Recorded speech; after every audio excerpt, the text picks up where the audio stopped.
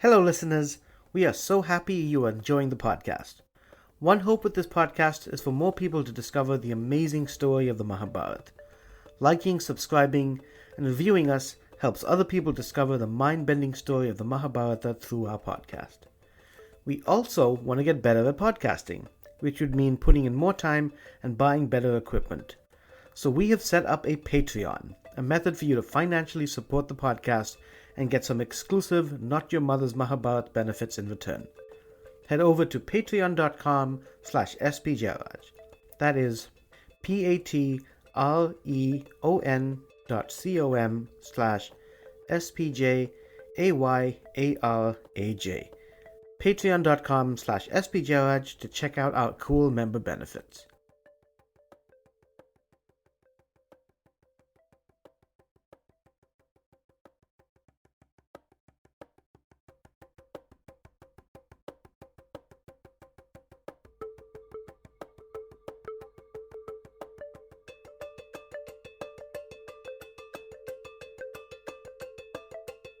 This is not your mother's Mahabharata.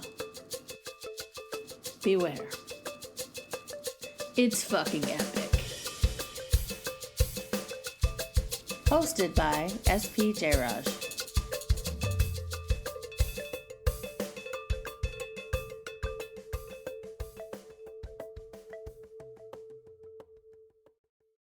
Welcome, listeners, to Not Your Mother's Mahabharat. I am Satish, aka S.P. Jayaraj. With me, as always, is my wife, Azure Anderson-Jayaraj. Hello, everybody. And today we have Mike Hallenbeck with us. Hi, Hello. Mike. Hello there. Thanks for having me. I'm really excited to have you. We haven't done this in a while now. The last recording was quite a bit away. And yeah, I've been to India in the meantime and read up even more on the Mahabharat, so you might get an extra special show as opposed to everyone else. We've got the lame version, we'll see. Bring it on. Lucky duck. What is your familiarity with the Mahabharata? It is very limited, but I did do some research before I came over, by which I mean look at the Wikipedia page about the epic. It's an epic, right? It's an epic, yeah. And the thing that stood out for me is that it contains the Bhagavad Gita. Yes. So it's longer than, as such, it is much longer than the Bhagavad Gita, I would assume. Yeah, so the Bhagavad Gita is kind of like a small part of the entire epic of the Mahabharata, and we'll actually be able to touch a tiny bit on that this time as well. Oh, really? Just a We're tiny getting there. bit. Okay. We are getting there. Interesting. What's kind of cool about what we have today is that we actually won't have to do too much of the backstory because we're going to focus on one particular character.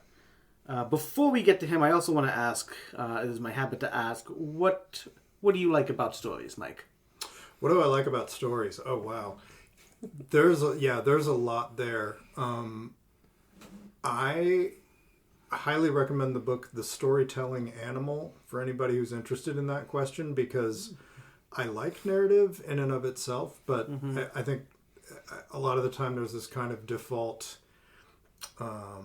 statement that people like to make. Well, storytelling's really important, and storytelling's at the core of what we're doing if you're working on a narrative piece, and that's all well and good, but I think it's important to think about why we like stories in general, and that's what I like about that book, and just all that to say that I myself am very curious about the function of narrative. I'm very interested in the function of a lot of different kind of art, but storytelling and narrative, I think often, I think it has multiple functions culturally, for sure.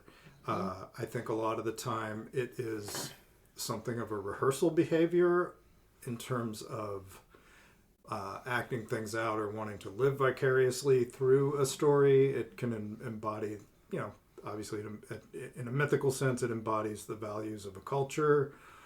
It often establishes in groups and out groups for, people listening to a story. This is why we're better than these other people over here. That's a very common thing that winds up happening. Yeah. Yeah, I mean, I think it's the value set aspect of stories that really appeal to me, really appeals to me, and it's interesting. One of the reasons that I'm sitting here with a pen and paper is that I often do not remember the characters, especially or a lot of the basic facts of a story. I tend to really tune into the thematic aspects of the story. I can often tell you, at least my opinion of what the theme or themes of a story are, even though I often completely forget who the characters are or don't understand who the characters are in the first place. I have a very similar issue, and that is how I got through music history class in college was by remembering the story that my professor told about the specific composer. I would, in my essays, write the entire story. I could say, they did this, they lived on the 8th floor, and they had this many children, and then I'd come to a name, and I would go, dash, and then move on with the story, because I could never remember the names of anybody involved. Wow. Just the things that happened. Wow. So that's interesting. Yeah. I relate hard. Totally. If you have trouble with names, this story's a real bitch. Hey, I've got my pad and paper. Yeah. I'm just going to do my My best. pen and paper. Yeah. I've read it multiple times, and now because I'm doing this podcast and now I've been able to tell a couple of shows like live to people, now I'm like, I'm actually getting the names. But actually, one of the reasons I want to do this is to now learn the names. Yep. So the only thing I've written down from my notes are the names of folks, and so that's that's the only thing I've written down, so that I will kind of learn them, and those are just the things I. Perfect. Before we get into the story, we Yeah. have completely neglected to ask our guest about himself, or if we wanted to share anything. What do you want to do with that? Do you want to do that? We've done that with everyone else. Well, then yes, we should do that. No, let's not. I'm just putting Fuck it up. I am the co-host. You are. I will take this part out. Yeah. I don't want to be presumptuous or anything. I don't want to be presumptuous, but we should probably ask our guest a little bit about himself. Yeah. No, but I want to know too, because I've only seen a little bit. But yeah. Because you are... Mike, tell us about this yourself. guy in my house. Yeah. My name is Mike Hallenbeck. I am a sound designer, composer, audio engineer. I do a lot of things with things that make noise. I run an audio house called Cool Cat Audio. You can find out more about that at coolcataudio.com. I also have a band called 10 Items or Fewer. You can find out more about that at 10itemsorfewer.com. Number 10, itemsorfewer.com. They're awesome. I've heard them live. And Mike and I are new friends because we just started working together in a past guest, Rhiannon Fisk-Raditz, her band called Mama Fairy. So that's how we've met. And I'm so excited that we have a new friendship building. Likewise. So, okay. And we're both cat people. We're so cat people. Everybody here is a cat person. Absolutely. I'm looking around and I see at least 3 pictures of cats. There are 2 up there. 2 up there. There's a little moon cat statue there. Wow, yeah. I didn't even notice all these. My niece painted that one. Yep. Yeah, we're set. I feel like there are more, and if they're not, we'll just... There's a tiny little book about cats, just a tiny one in there, in the little that's 2. bookshelf somewhere. I thought it was in there. Anyway. When cats come into the Mahabharat, because this is a story that they say everything kind of comes into this tale, so that when I know that cats are coming into the Mahabharat, we'll invite you back. Yes. Please. For that one. I'll be here. It's strong competition. We know a lot of cat people. But... Yep. Yeah. Yep. All right. Let's get going. Okay, so Let's do it. You have any questions? Like, mostly my interest here is like that you know the story.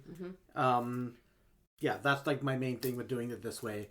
So, if you have any questions at all, interrupt, chat, curse, whatever the fuck. You know, like mostly I just want us to have fun and to learn it that way. Right on. And we can interact and all the things. So, yeah. So it's good. So, here we go.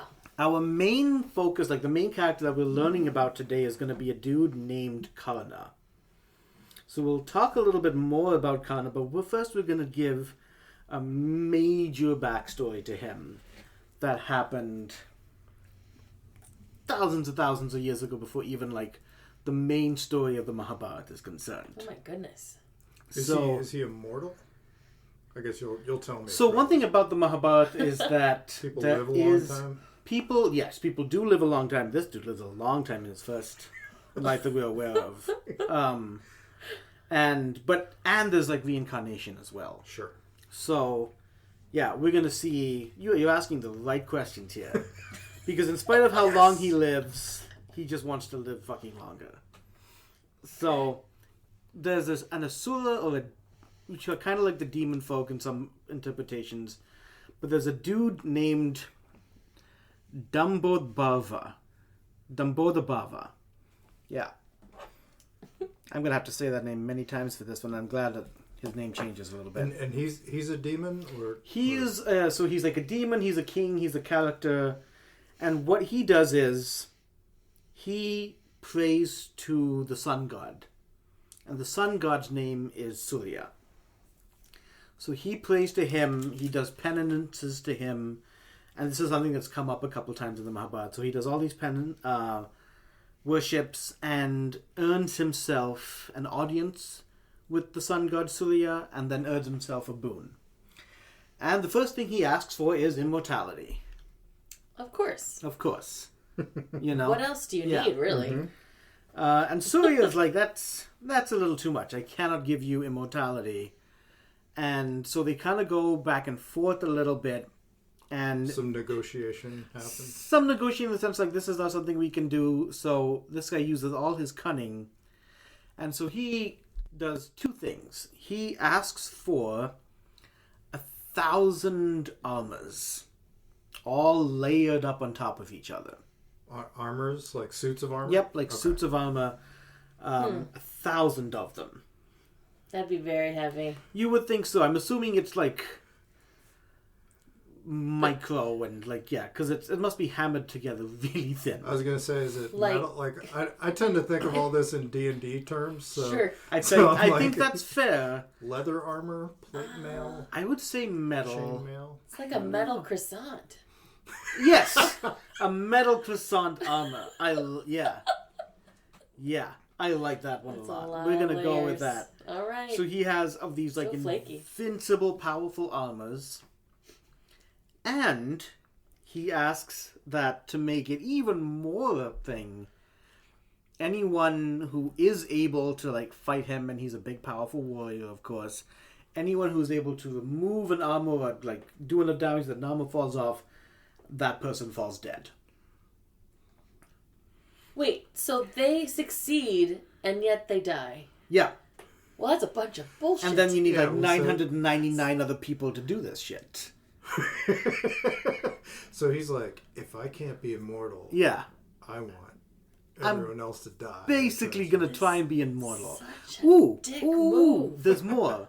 It also requires so much there's more. We just began. He also requires 1,000 years of, like, let's say meditation penance to be able to have the ability to take that armor off.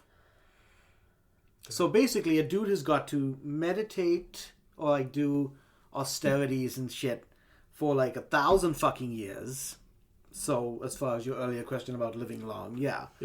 And then once they've done that, then they can battle him and successfully remove an armor in battle, and then they die. So he's like, I got this immortality shit figured out. Yeah. I guess. Yeah. He's taking kind of a shortcut or a yeah. And even his shortcut's like pretty complicated, really. It really is. Yeah. I love the croissant armor though. I think that's that. I'm gonna draw that later. It's an armor parfait. I hope like thousands of years later, when this text is like coming out and it's rewritten in like new Sanskrit, like it's gonna be like croissant armor. I mean, if AI captures this at all, it won't know the difference. Yeah, we'll just say croissant armor each time. Yes, I love that. Yeah, so he feels like he's figured it out so much, and at this point, Surya's kind of. The sun god is kind of like, oh shit, like I don't know if this guy's got the best of intentions for the world right now. But he's still a devotee of mine, so what to do? Mm-hmm. And is he comparing this with other things that people have asked for? Have we witnessed other wish grantings on his part? On Surya's part, you mean? Yeah. It'll come later. Okay. But it is something that is like, it is a part of the Mahabharata where you do your austerities to the god, and you do it for however long you meditate on them, and then you can ask for a boon. Huh. Okay. And then that boon will be depending on what the capabilities of the god are concerned, and then how long the austerities were, how devoted the subject was, what they can grant and are willing to grant. Okay. But he doesn't feel like this is a particularly auspicious inauguration of what to wish for. What do you mean? Well, he feels like he has nefarious intent. Yeah, he feels like he has nefarious intent, but he's still done all the devotionals and stuff. So he gives it to him. He did all the things. Yeah. We had a deal. Mm-hmm. Oh, boy. We had a deal. And so, I'm going to say his name many times. Dambodabhava. God, he should be... The name itself, he should like. All right, let's all say it together. I'm ready for him to die just for the name. Dumbodavada? Dambodabhava. Dumbodavada. Yeah. Should we call him Dumbo? Maybe. It's up to you. Okay. If you want that on the We'll record. call him Dambodabhava. Dumbodavada. Yeah. One more time. See, at this point, it's okay to hate the fuck out of him because he's a demon. His next life is a little different. I like but demons. Demons are fine. It depends on the demon. You know, in the Mahabharata, the demons aren't actually necessarily bad. Yeah, they're like DAEMON kind of demons. They're just not bad. It's like the Devas and like the Asuras, but they're different people. Is all it is. Now this guy's a motherfucker. Yeah. And so he wreaks a shit ton of havoc. Killing people, pillaging, all the things that evil kings do. Once he gets the armor, that's what he does. Yeah, once he gets his 1,000-layered armor where he's invincible. Yeah. Just picturing him like just picture him. Arms out like the kid from Christmas Story. He's like the Stay Puft Marshmallow Man or something. And he's like, "Come at me," as his armor flakes deliciously off. Come at me, even though you won't get within a mile of me. Exactly. Yeah. So what a visual. So Dambodabhava, I feel like I want to know it. So Dambodabhava is wreaking havoc, and people realize, something needs to be done. What do we do about this guy? And so there is a lady whose name is Murti, and she prays to the gods, the high god. She prays to Vishnu. Does the same thing. Tons of austerities. It helps that her intention is actually noble, that like we have to deal with this person.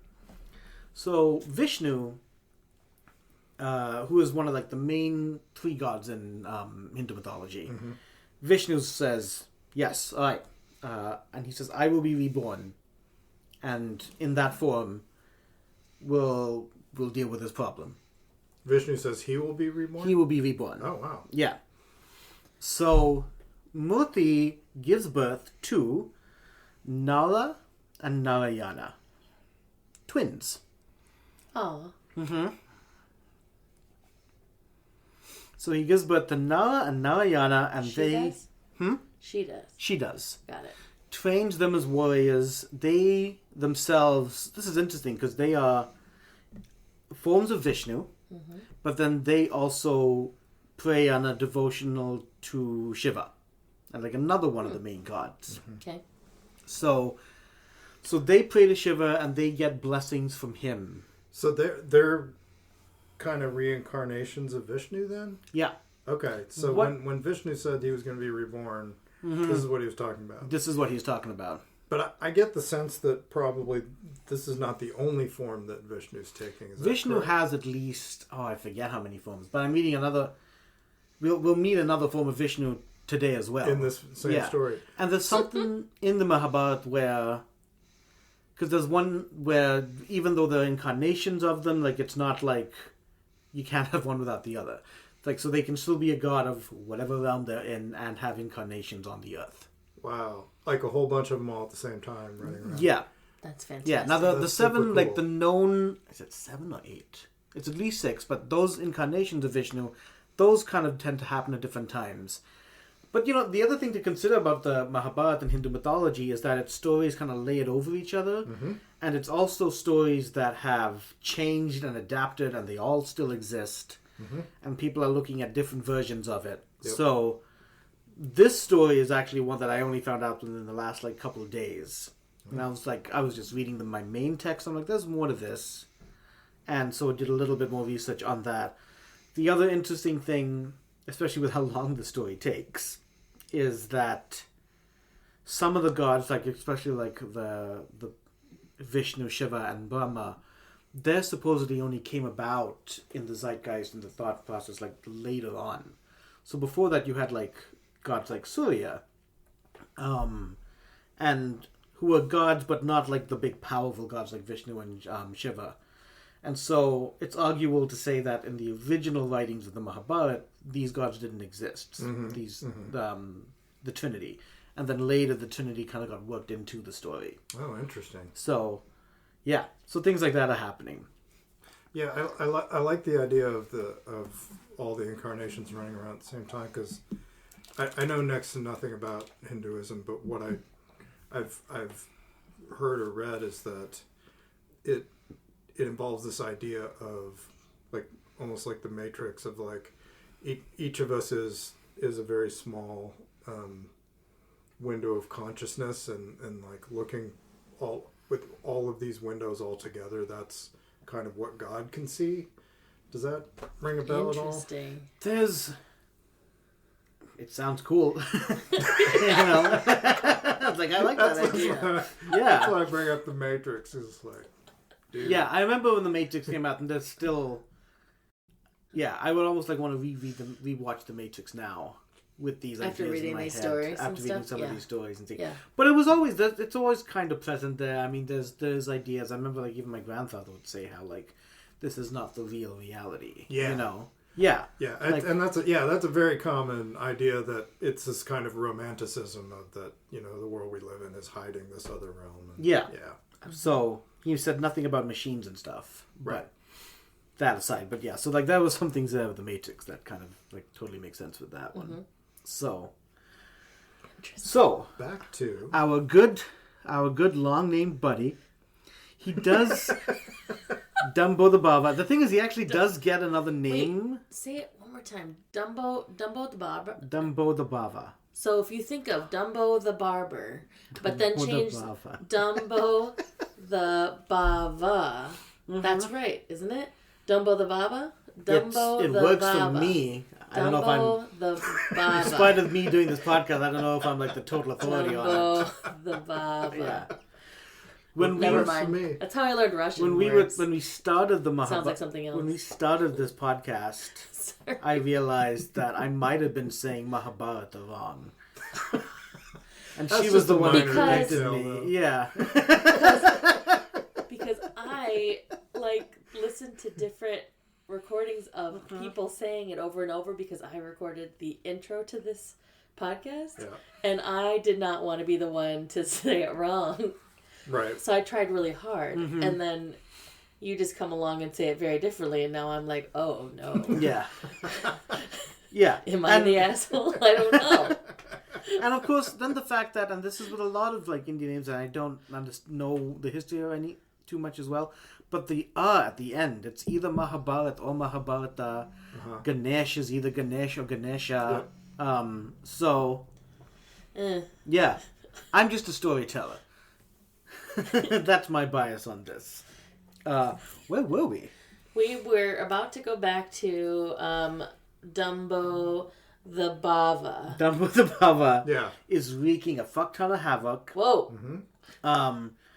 Narayana and Nara are growing up in the woods. They're growing up as kind of under these sages. The sages in the Mahabharata are people who've kind of given up a lot of things.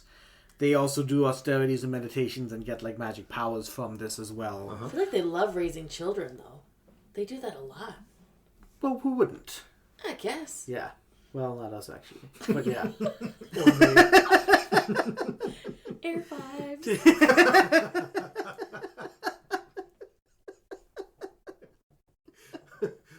We'll just read stories about it. Yeah. We'll just read stories about others doing it.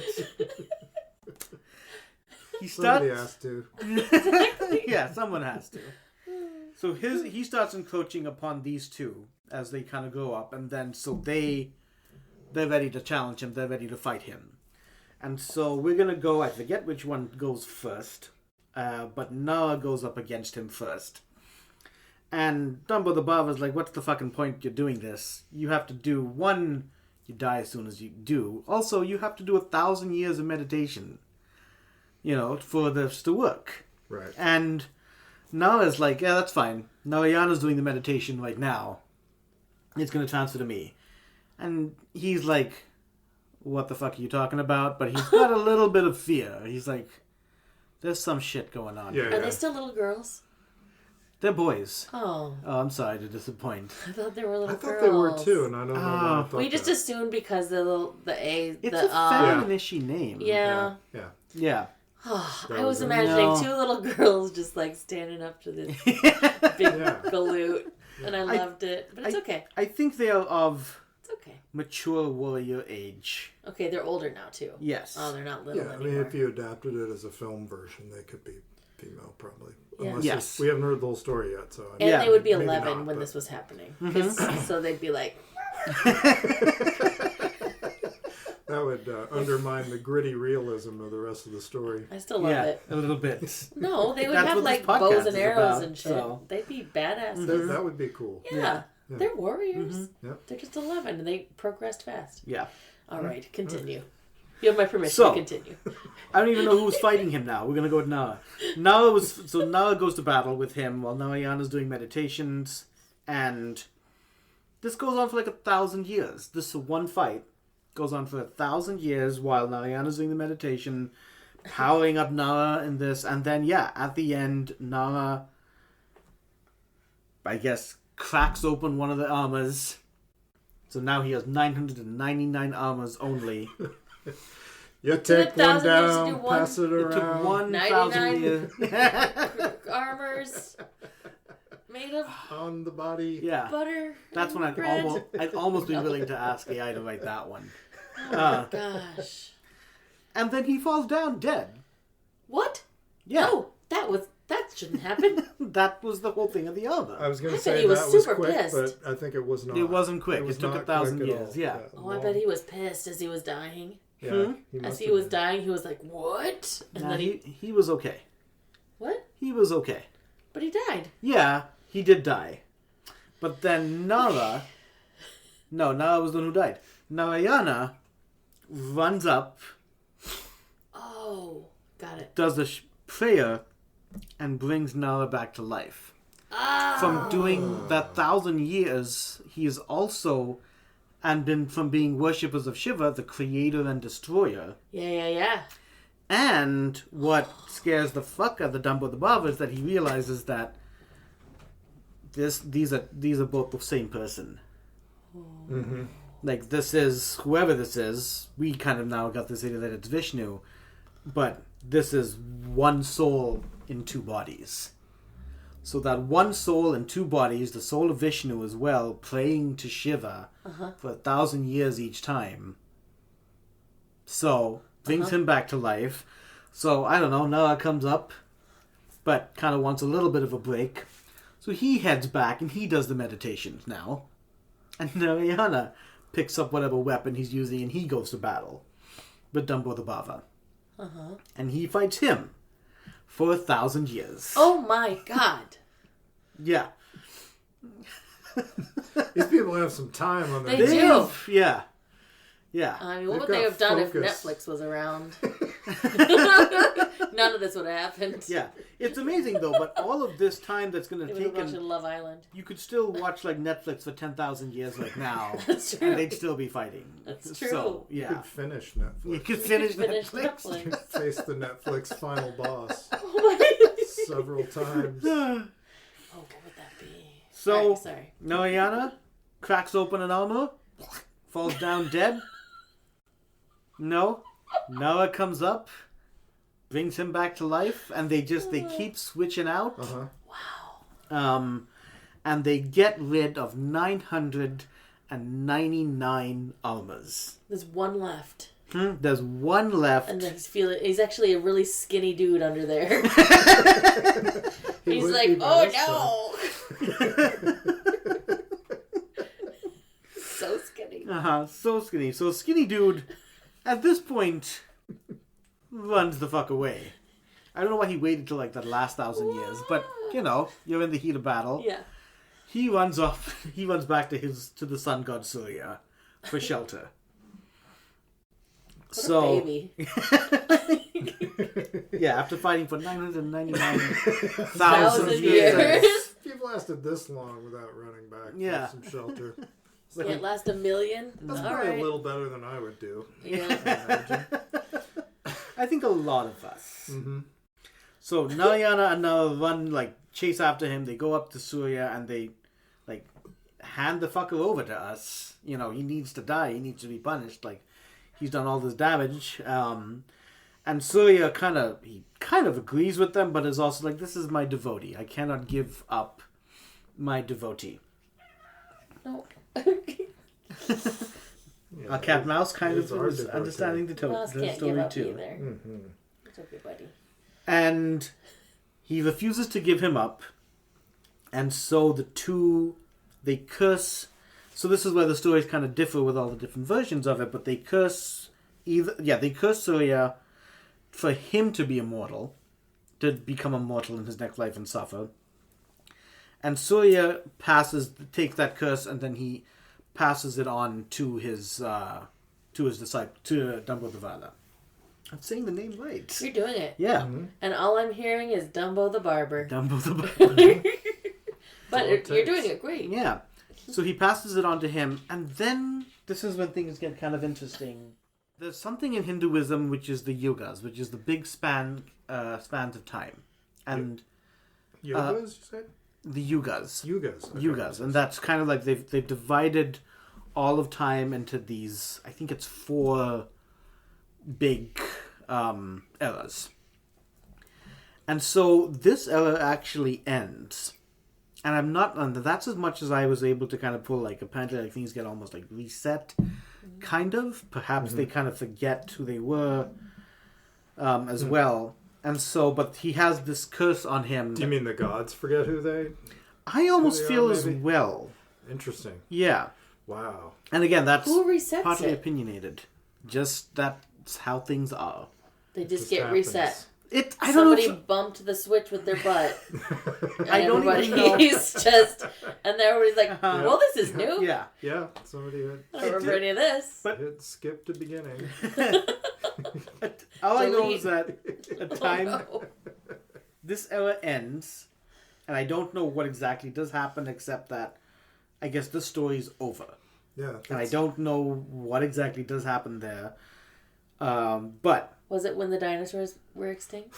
it did take a long, right? You do want to kind of track it. I mean, maybe Yeah. it was a big asteroid or whatever it is. That is that a came really and hit. interesting concept, though, of the world just restarting. Yeah. Yeah, and I don't, again, it's the interpretations as well as, is it just how they've divided it? I don't know. Yeah. You know what? Yeah. Listeners, I don't know. I'm not sure. We're going to move on to the next part. Mm-hmm. Hello, listeners. I wanted to take a little time to tell you more about our guest today. Mike Hallenbeck is a composer, songwriter, sound designer, and mix engineer. He welcomes the opportunity to share the excitement of audio that inspires and communicates. His sound house, Cool Cat Audio, provides services ranging from voiceover engineering to custom music, sound editing, Foley, audio restoration, and final mix for clients in the spheres of corporate communications, film, animation, and multimedia. Hallenbeck's experience in the world of original music started at first as a drummer, and then guitarist, songwriter, and vocalist in a variety of music projects that date back about as far as his ability to play an instrument. His current band, 10 Items or Fewer, started as an album project abandoned in 2002 and picked up again during the COVID pandemic. He's also currently cultivating relationships with other artists as a producer, arranger, and mix engineer, one of which is Mama Fairy, where we met. Find out more about Hallenbeck's projects at coolcataudio.com and 10itemsorfewer.com. That's COOLCATAUDIO.com and 10itemsorfewer.com. You can also find and follow both on Facebook and Instagram. All right, let's get back to the show.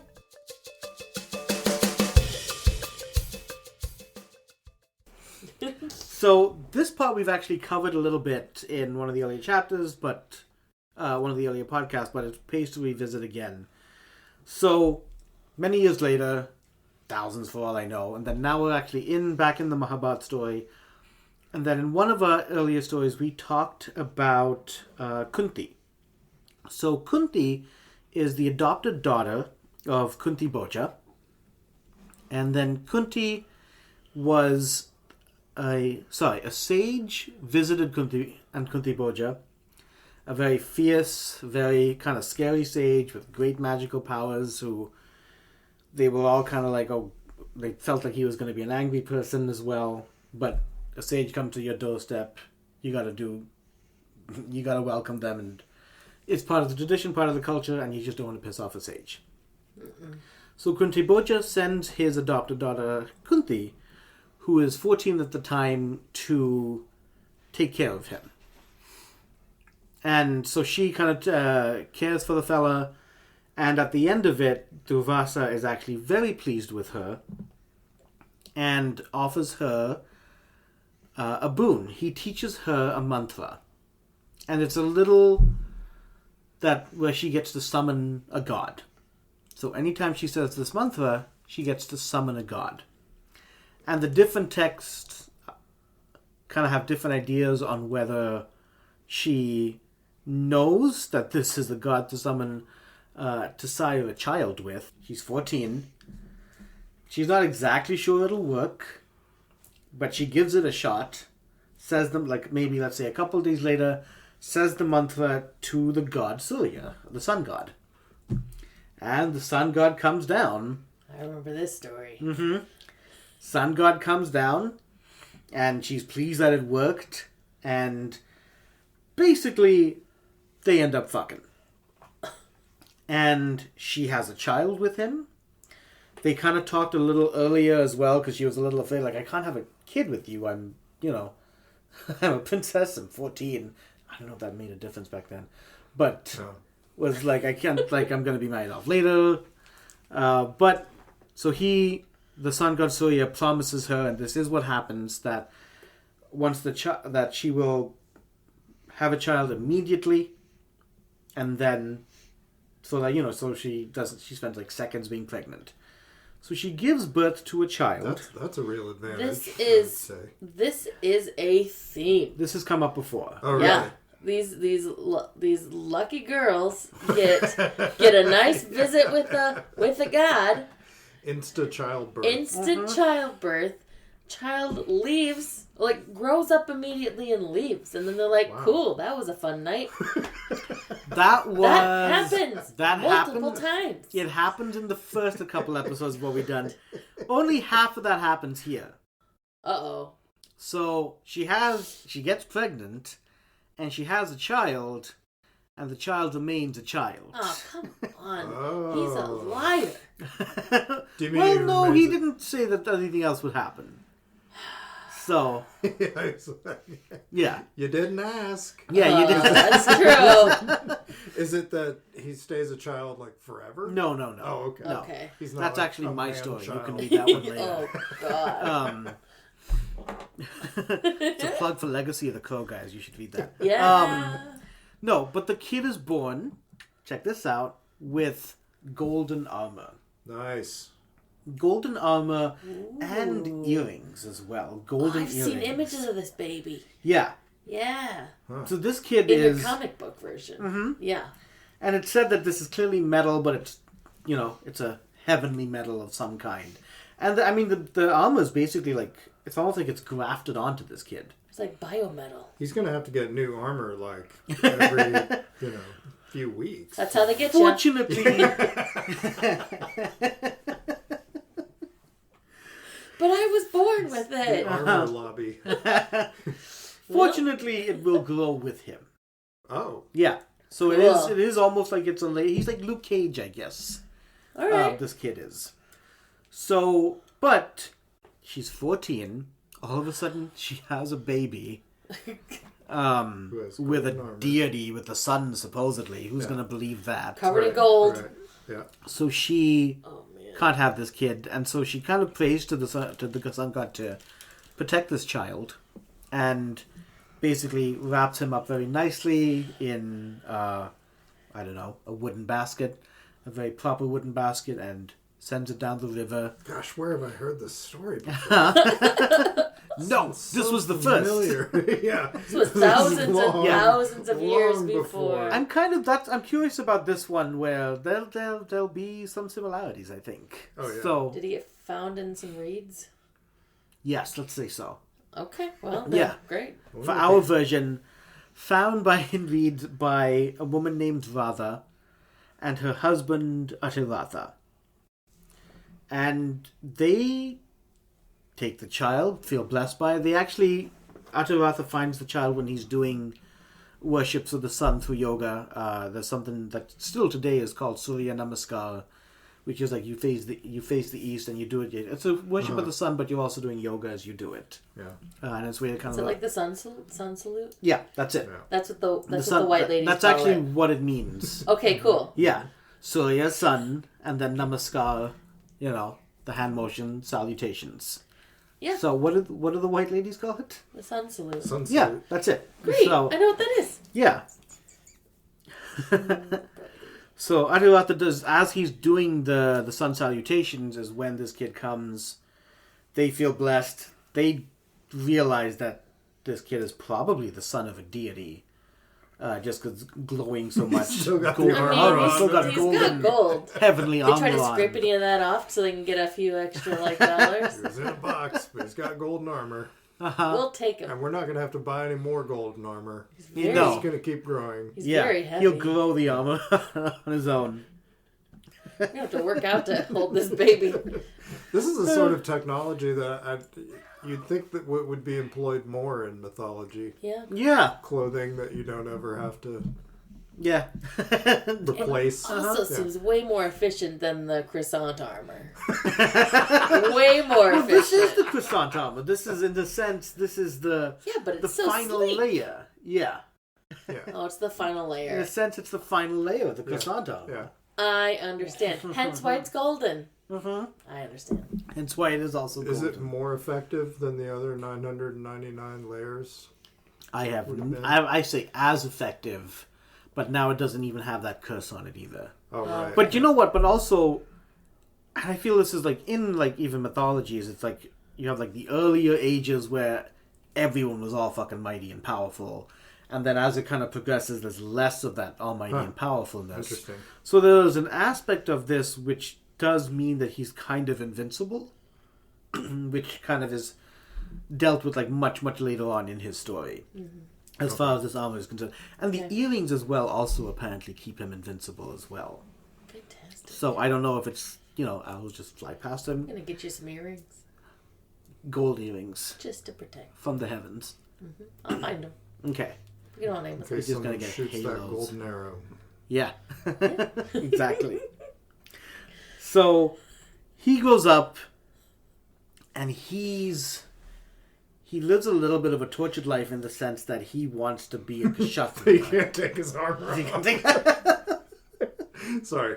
No, I think so. Can you imagine the locker room situation? He's like, no, I really can't take it off. We'll let you move on eventually, but this armor is amazing. We're stuck. We're on the stuck armor. on this armor, and so is he. All right. He goes glad off the armor's lives a amazing. tortured existence. Yeah. Because he wants to be a warrior. He wants to be part of what is the Kshatriya class. and they are like the warrior kings. Oh, okay. And he wants a bow and arrow. Like, he wants to practice and get good at that. But his adopted father, is a chariot driver. And so that's not, it's just a completely different class. Yeah.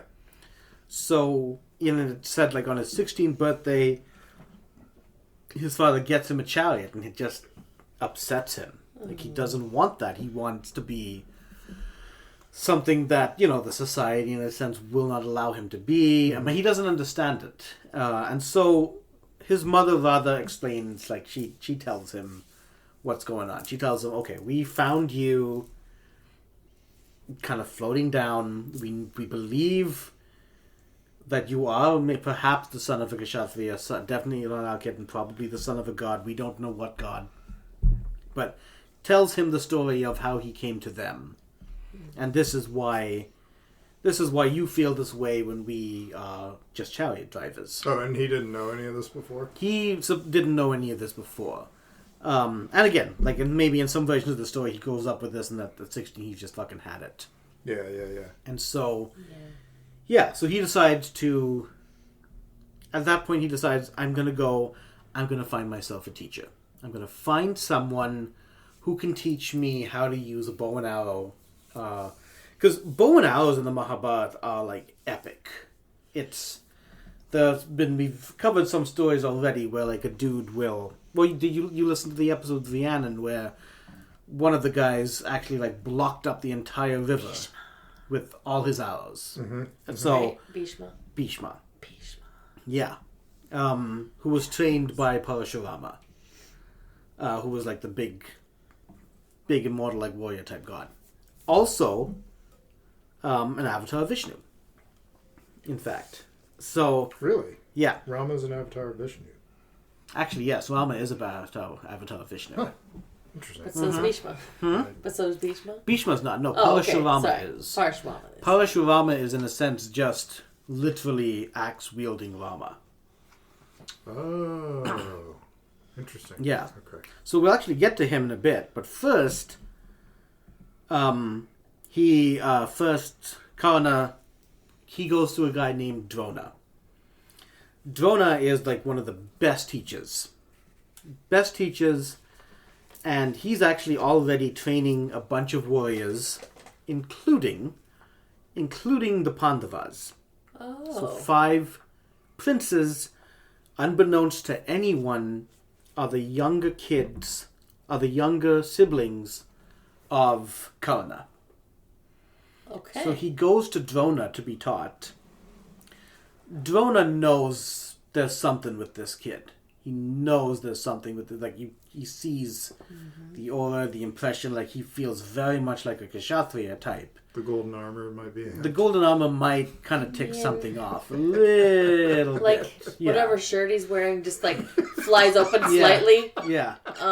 Just during practice. It's like, oh shit. And he's like, oh, so shiny. Now I'm like picturing like Aquaman.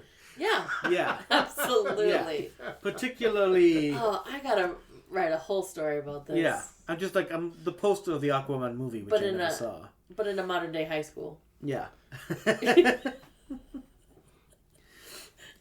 He goes up to Drona, but Drona says that you're just a charioteer. I can't train you. Go away. Boo. Wow, okay. What a dick. I only train Kshatriyas. I only train warriors and princes. Yeah, I was going to say, not like you a are huge not. You are. I think the surprise. term is Sutta. You're just a Sutta. You're just a Suttapatra. Like, yeah. I can't train you. Leave. And this really kind of hurts the poor kid. Sure. He goes home, heartbroken, and spends time with his mother and father. He's very close with his mother. Gets him the comfort, and then a few days later, he's going to go try again. He gets up the strength, and he tries with a different teacher. And probably one not as efficient as Drona, but goes to find a different teacher. Mm-hmm. But poor kid, man, he keeps getting the same answer. It's like, nope, you're not. You're a Suttapatra. Not happening. Yeah. You're not a Kshatriya. We only train Kshatriyas.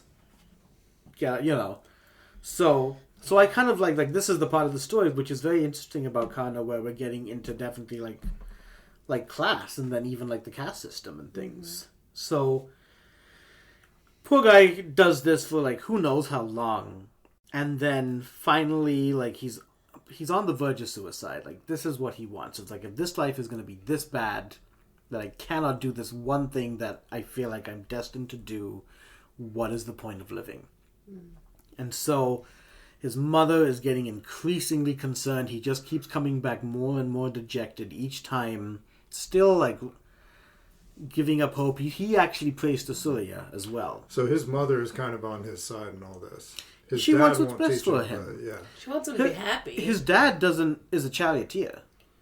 His dad doesn't know how to use the bow and arrow to the expertise of. So it's not like you shouldn't do this from his dad's perspective. It's just like this can't happen. The perspective I have with the dad is that he's like, it's just never going to happen. Give it up. Right. I think be a charioteer. He's trying to be realistic and save his son probably from all of. Who's probably trying to save his son from all of this heartache. Yeah. By saying, listen, you're not going to be able to do that. You're never going to make it. You need to become an engineer. Sorry, become a charioteer. We won't go too deep into that.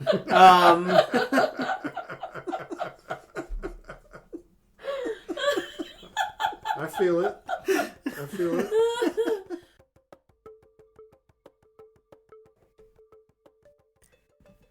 Hello, dear listeners. I wanted to tell you about my business, Imagination Life Coaching.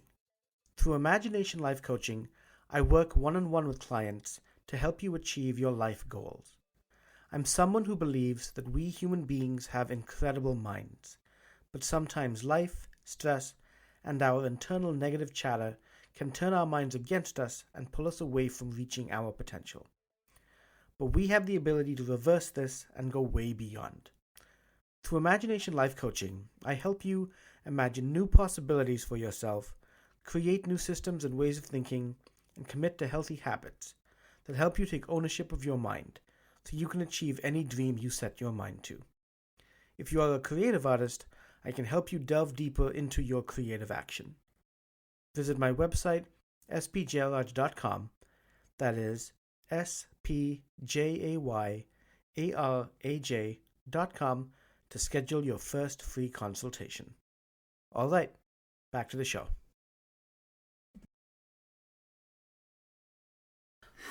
So he finally has a one last resort of what he can do. And so he gets up again. His mom's like, oh, he's going to go again. This time, he has decided to approach our already mentioned Parashuram. So Parashuram, another warrior sage living in some sort of woods or jungle somewhere. The thing about Parashuram is, Parashuram fucking hates Kshatriyas. Aha. He hates Kshatriyas. Okay. So he will never teach a Kshatriya. The last person that he taught was only because which was Bhishma, was the son of a river goddess that, let's say they were friends. So that's why he agreed then. Yeah. But he will never train a Kshatriya. Now, in some sense, though, Karna's a Kshatriya. Like, that's his bloodline. But he's going to approach Parashuram. But the interesting thing is he's not going to tell him he's a Sutta. He's not going to tell him he's of the charioteer class. He finds Parashuram and tells him that he is of the Brahmin class. And so falls at Parashuram's feet, begs him and tells him that because I'm not a Kshatriya, because I'm a Brahmana, or Brahmin, that none of the other people will teach me. And for this reason, Parashuram takes him on as his student. Takes him on to teach him. Right. And he could not have a better teacher. Like, this is an incarnation of Vishnu. This is the dude who slaughtered Kshatriyas in the past. This is supposedly the dude who also brought martial arts into the world. So, this is a good teacher. Yeah. So, he's with Parashuram learning for 3 years. Teaches him how to use the bow. I don't know. That's not very long in this story. I know. This is a new I don't know yuga. if I'm really impressed. That's you're true right. though. Yeah, a new yurt. This is a new yuga. We've Yuga. hit the reset button. Yeah, so we've hit the reset button. This We gotta time work back functions up Time to is it. different differently. here. Yeah. Yeah. Millennium long things my will have to God. wait. Yeah. Okay, fair enough. Good point, though. 3 years he's with him, and Parashuram teaches him everything. He even teaches him what is known as the Astras. Astras are basically ways to summon, like, in a sense, magical arrows. And we've seen a couple fights in the past where two figures will... Actually, Parashuram himself and Bhishma will call upon, like, magic arrows and, like, launch them at each other when they were fighting once. So, Oh boy. Yeah, it was a good fight. That was a good fight. So he teaches him these. Like, so that's like the ultimate learning, to teach him. Here's like, I think, like in the sense of like, even like world-ending arrows in a sense, but all the magic, really powerful arrows, like they kind of appear, they enter his system, enter his body, and then he can summon them whenever. So that's the best teachings in this. And the whole like mythology of this, of Hinduism, like that's your ace. Mm-hmm. So he teaches him that as well. Sorry, he keeps the arrows inside his body? The way I've seen it is that it's kind of like, the way I've read it is it it's absorbed into them, and I think it's metaphorical in the sense that they know it so well that they own that power within them. Yeah, it fuses with their being. It fuses with their being. Yeah. So it doesn't just like he's not. It doesn't like stick an arrow in him and kill him. That would suck. No. Yeah. But He's it not lands in an him and it arrow goes like my D&D character. No, not exactly like the D&D character. My D&D character, his name's Oobleck, and he's a plasmoid, so he can do that. Hell yeah. Uh-huh. Yeah. Yeah. We should put some astras into Oobleck. Yeah. In our next mission. Oh my god, we totally should. Yeah. That's great. I've totally been getting D&D vibes from this whole thing. Yeah. I gotta look up plasmoid though. Oh yeah. My D&D character is a Hanuman devotee. Of course. And a little crazy. He's pretty crazy. So, He's kind of a dick. He's misunderstood. I know. Okay. This is a different podcast where we discuss our D&D characters. Right. So they've come very close as well. These two, like, it's that whole that relationship of like teacher and student. Yeah. So Apprentice. yes, that's the one. Yeah, apprentice. And so there's a point like when they're like, and they go hunting together. They just do everything together, and there comes to a point where Parashuram asks Karna to go and get like a deer skin so they can come and take a nap. And Karna's just like, no, like you can just sleep on my thigh. So Parashuram just kind of naps, and he's got his head on Karna's thigh and falls asleep. Why do you have that face in your Oh no, please continue, because I just have a feeling what's going to happen, but I'm not sure. Keep going. I feel like it's very different than what's in your head, but we'll find out. I'm going to be disappointed, but that's all right. I'll get to find out a little bit both. about you based on what happened. Yeah. Your response to Yeah. What I want to happen. What you want to happen. Okay. I think if you foresee let's what's move about on. to happen, I'll be very Okay. Yeah. What happens?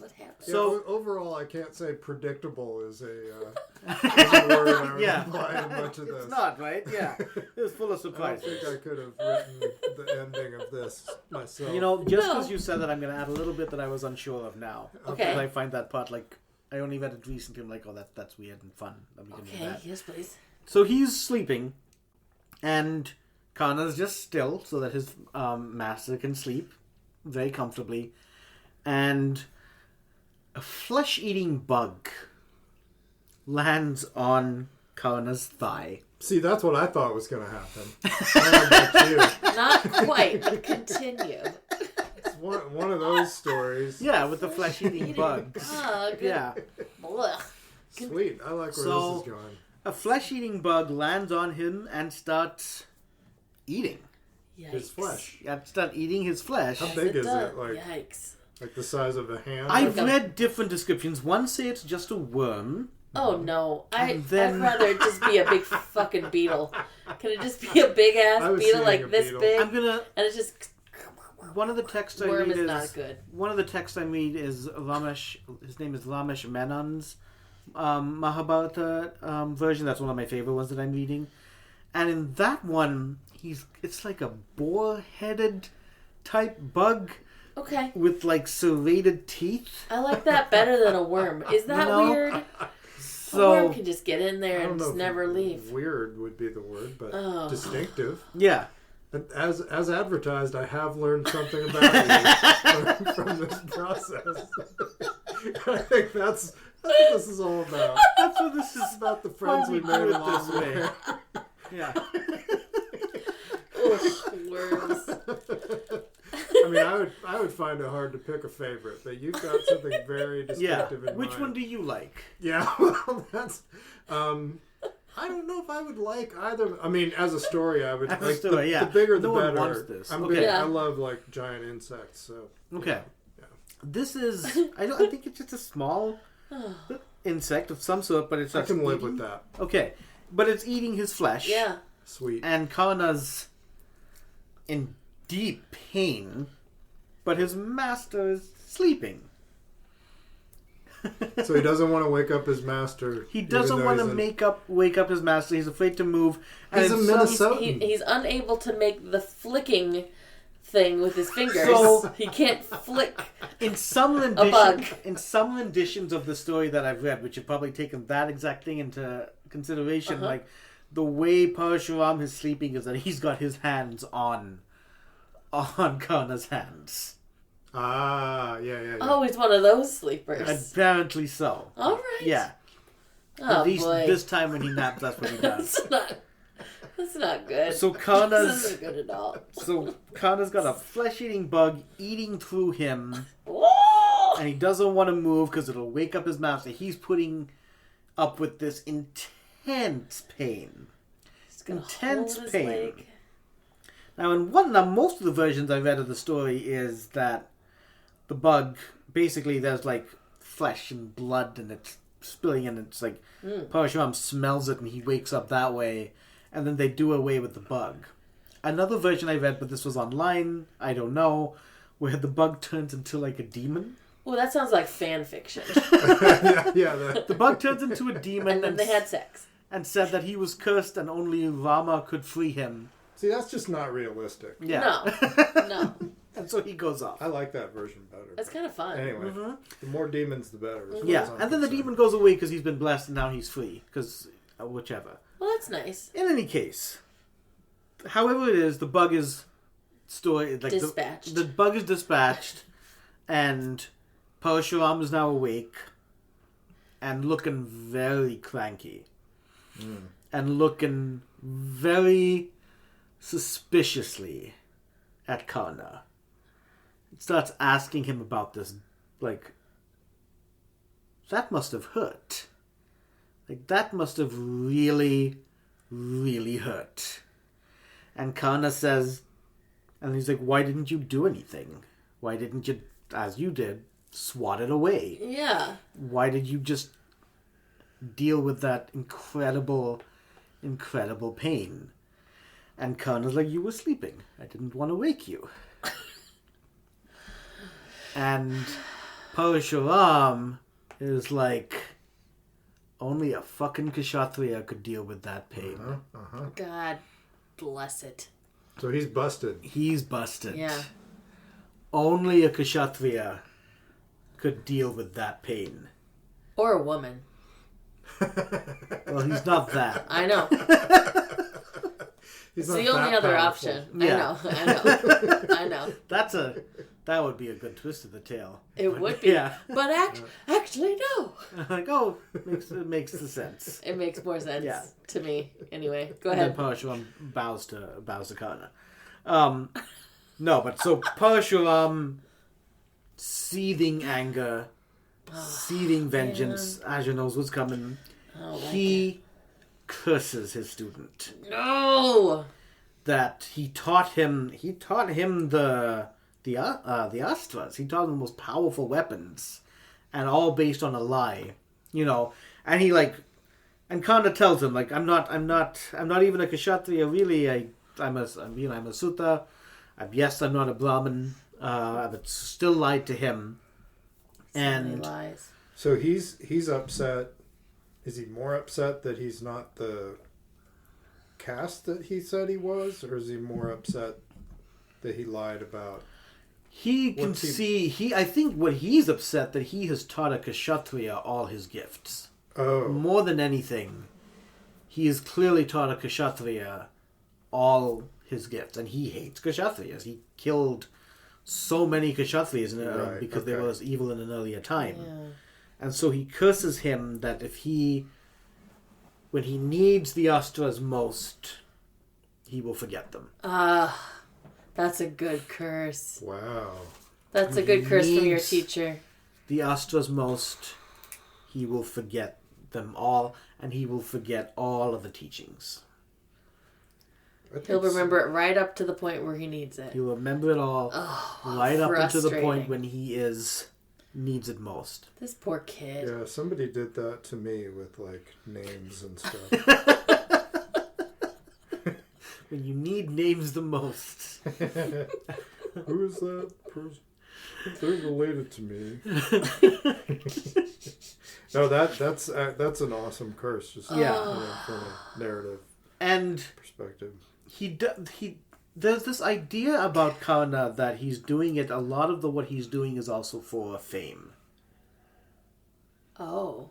And that is one perspective of the character. So Parashuram does tell him that in spite of this, you will still be famed as the best archer in the world and the universe. Even though he forgets because the story will still be there. Everything until that point when he does...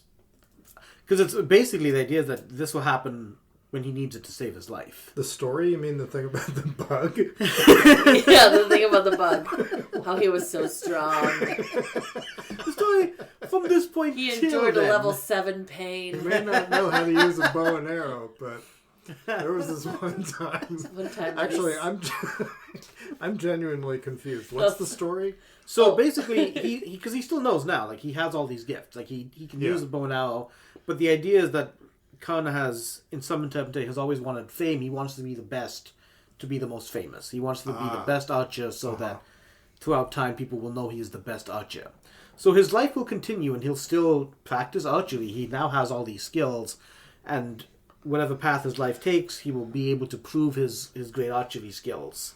But isn't he going to forget his skills? Only basically before his death. Only when he needs it the most. Oh, okay. Yeah, but the story will still be recorded. So there's a circumstance where that will happen. Yeah, there's a circumstance so he can go to all the tournaments. He can go to all the tournaments. All the ladies, all the kings, and all the Mahabharat things. will tell all his stories of this happening. And of all the competitions and all the trials that he's about to have that we will do. And then some little 11-year-old girl will come along with her toy bow and arrow, and shoot him, and he'll die. That'd be so weird, though, because every time he'd be like, is this the time I'm going to forget? Yeah. Every single day. Every single day. He's never going to know. Yeah. He's tortured. He leaves, they separate, they go their separate ways, and this guy is tortured. He's just... For many reasons. In a sense, it's well, I've been promised that I'm going to get famous at least, which is what I want according to some people who talk about me. But he's had this relationship with this dude as well. And he slept on his thigh. Yeah. That's That's bonding. That's bonding. On his thigh. Yeah. I don't sleep on everyone's thigh. Yeah. Comfy, but tempting though it may you. be. Yeah.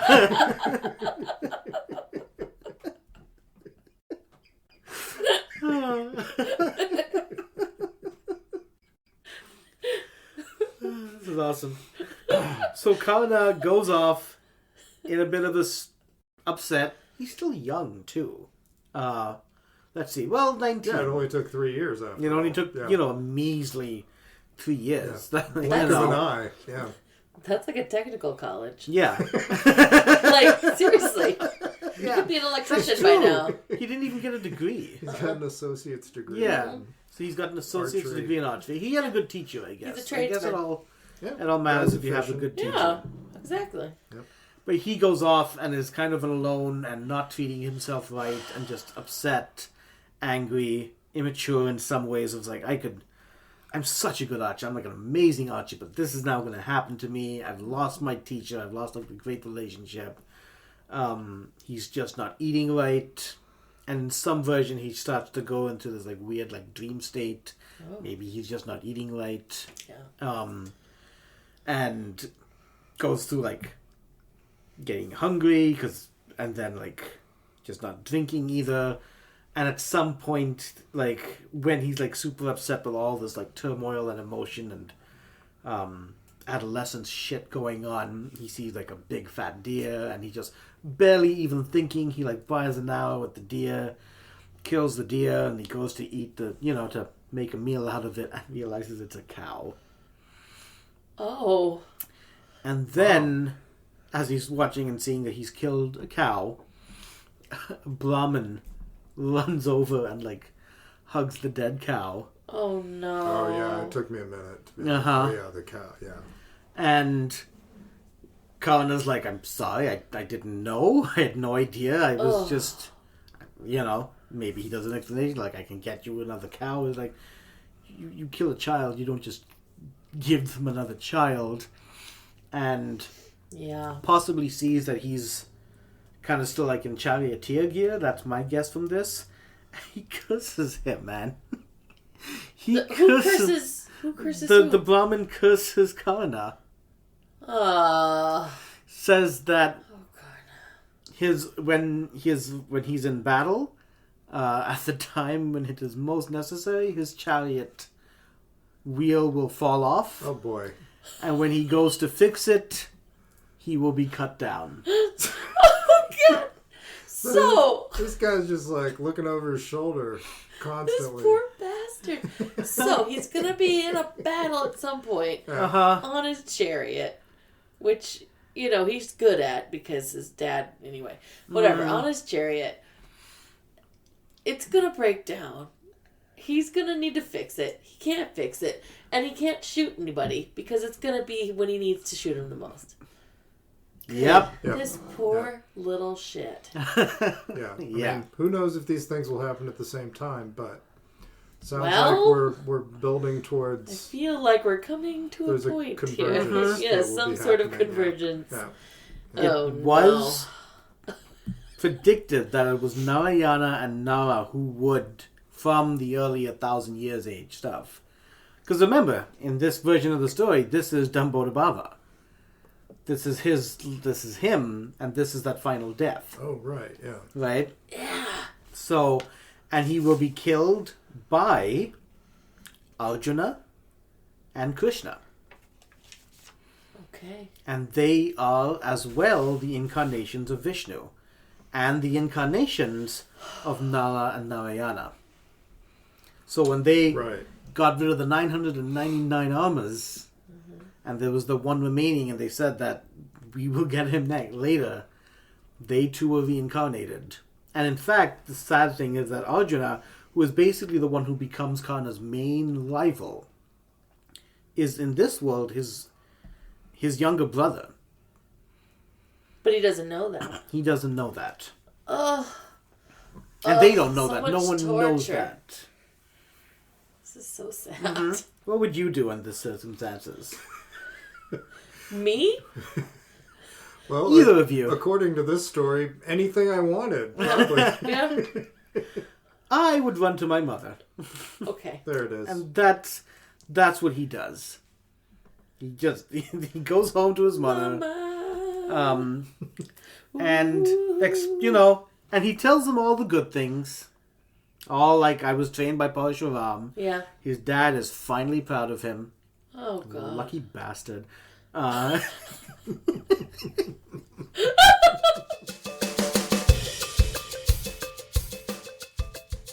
So yeah, Karna goes home, spends time with his family, and adjusts, kind of lets himself forget these things. tells his story from a certain perspective. Mm-hmm.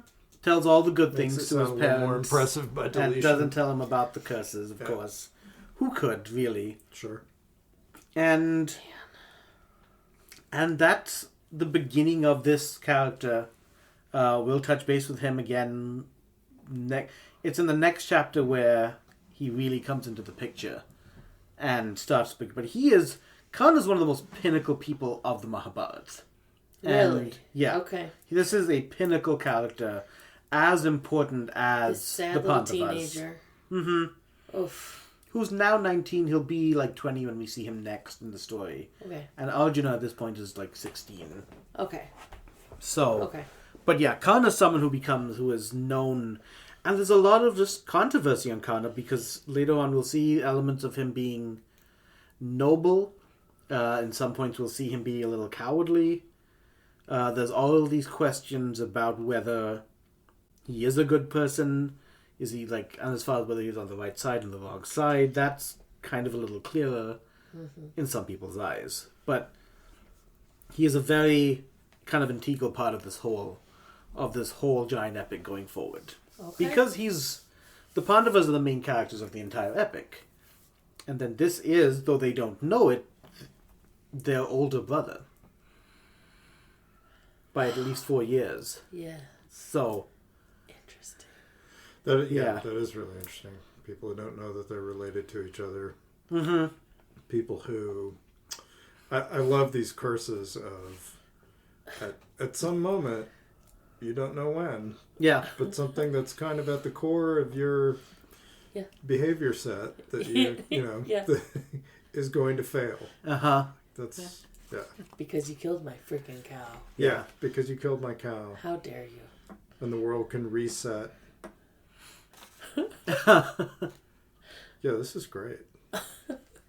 I also have this entire story in my head of him in high school, but yet he's looking for a teacher, but it's like a clarinet teacher. Yeah. And it is the best blessed clarinet teacher in the world. Yeah.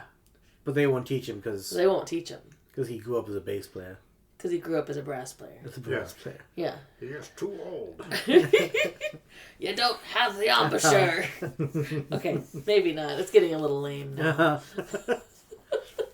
Yeah, but this is the beginning story of Karna. And, yeah, we went way back to thousands. We've covered thousands of years here. Yeah, I know. This is crazy. Yeah. At least 100,000 years.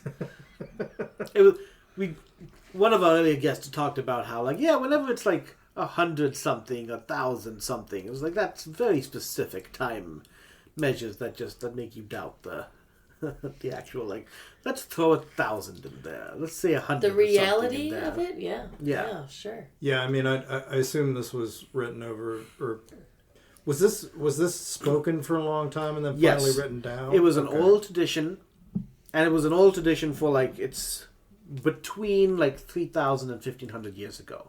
Okay. In the sense that, let's say 3,000 years ago, then it kept being told, it traveled, it went to Asia, it went to kind of East Asia as well, and so you have all these different versions, all these different ideas.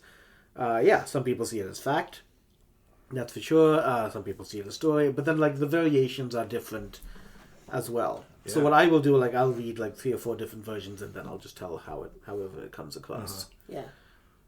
So, because I guess that's such a massive span of time.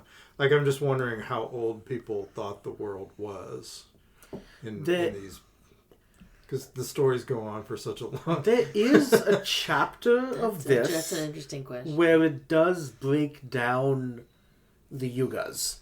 So it actually breaks down and says, that's great. This much time. Not just it's also this much time equals a day for I think it was Brahma's day is equal to let's say 15 billion years, and oh, okay. Or 1,500 is such and such as day, and someone else's day is such and such, and then it goes down to that's equal to 10,000 years. Yeah. This is really slow. Yes. Yeah. Yugas are the intervals of time. Okay, yeah. Yeah, yugas are the times. So that's the end of the stuff I'll tell today. I didn't want to break into like kind of more different things. Sure, but, sure. Yeah. I am interested in this yuga thing. We should look in. We should. Yeah, I mean, there do is a like side episode about the yugas or something. Okay. Yuga Corner. Yuga corner.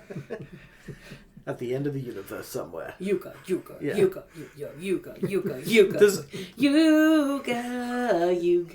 yuga corner. Like that?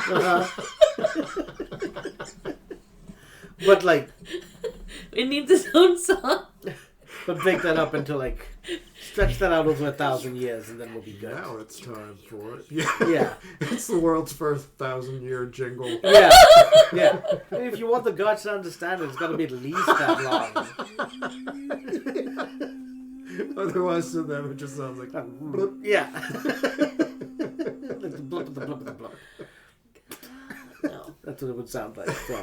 Or it'll sound like it's a tap. Oh my gosh. Pretty much. What do you think, Mike? Love it. I'm a convert. Excellent. That's cool. I'm not even a convert. So. Excellent. But No, I do like the I'm story. a convert to this podcast. Woohoo! Okay, that's what we're hoping I'll for. say that. Cool. Yeah. Fantastic. This was fun. This was a lot of fun. This is great. Yeah. Cool. All right. Well, on that note, thank you, listeners, and have an imaginative day. Thank you for listening to this episode of Not Your Mother's Mahabharat. Please like and subscribe to the podcast so that you don't miss our next episode. My name is Satish Jayaraj, and I am your storyteller and researcher. My wife and co-host is Azure Anderson. Azure also wrote the theme music, she did all the editing and producing, and essentially did all the work to get this podcast to you. Without her, it would just be me swearing ancient stories to friends in our living room. Join us next time for the next installment of Not Your Mother's Mahabharat, and have an imaginative day.